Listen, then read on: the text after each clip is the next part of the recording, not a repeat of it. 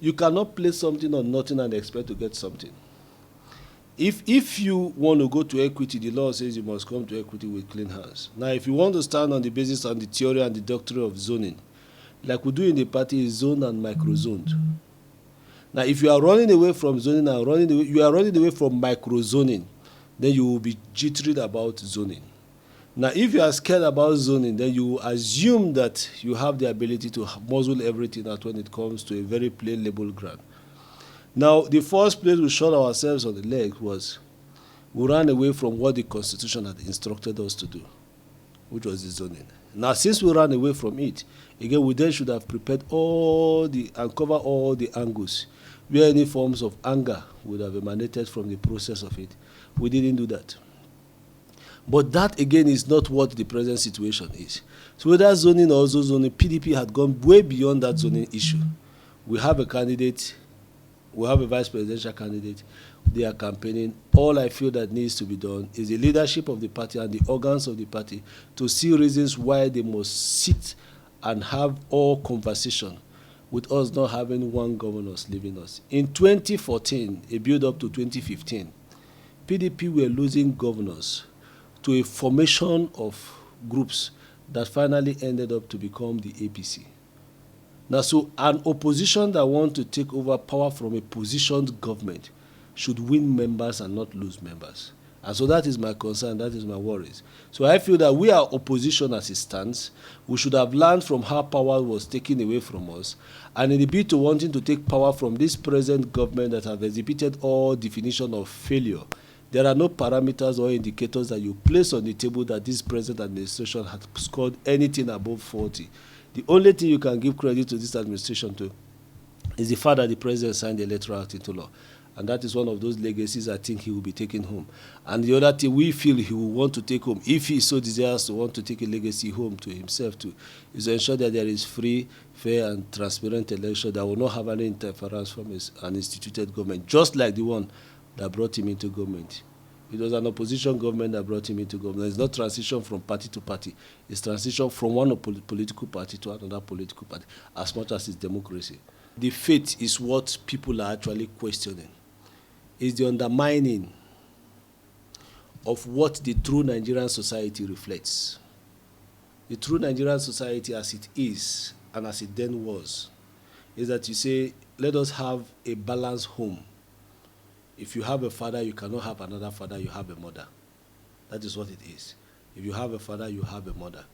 So if you have a Muslim, you should have a Christian. The reason is that when you say you have a Muslim, you have a Christian, is that there should be a place where these persons can assist to bridge and reach interface should there be any crisis or breakdown of laws and orders. It's difficult for you to have a Muslim man go into the church to go and worship. So when there are crises, who covers that gap for the Christian president or a Muslim president? Is the subordinate. So if the principal is a Christian, the subordinate should be a Muslim. So that you try to attempt to unify the country's faiths. There are parts of the world where religiosity is not part of their conversation. If you go to the United States, they don't have a conversation around Muslim and Christian. So you won't have such kind of discussion. If you go to Britain, you will equally have it. But in this part of the world, it is defined, it is clear, and it is fully represented. There are parts of this country that there are 99% Christians, and there are parts of this country that are 99% Muslims. So now, if you now say those parts of the part of the country that are 99% Christians, or the part that are 99% Muslim, you have Christian. Who interfaces with them? Who relates with them? What is the sense of belonging you have given to them in the system of governance? So that is what people are querying. People are not saying that their faith is the problem. They say you should have taken into consideration. You have a right to choose a religion.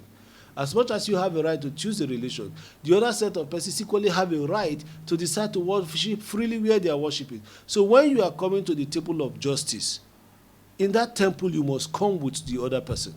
And so in coming with the other person, it means a Muslim and a Christian have to come. That is the first set of problems. The second set of problems, there are a whole lot of questions around the characters of the persons that have been chosen. You will not forget the role certain persons played in the build-up to 2015 general election that is characterized with the Chibok crisis. These things are still fresh in the minds and in the memories of people. So if people will say that if you were ABC, these actions could happen under your watch. Imagine if, again, you are not saddled with such enormous responsibility, what could happen under your watch? The other part of it, again, is a debate where he attended the program and said he was going to be acting as the commander-in-chief. He's going to be in charge of the security of the country, which is outrightly the duty of the president and the commander-in-chief of the country. So when you begin to see all these things happen, people begin to feel that sense of exclusion.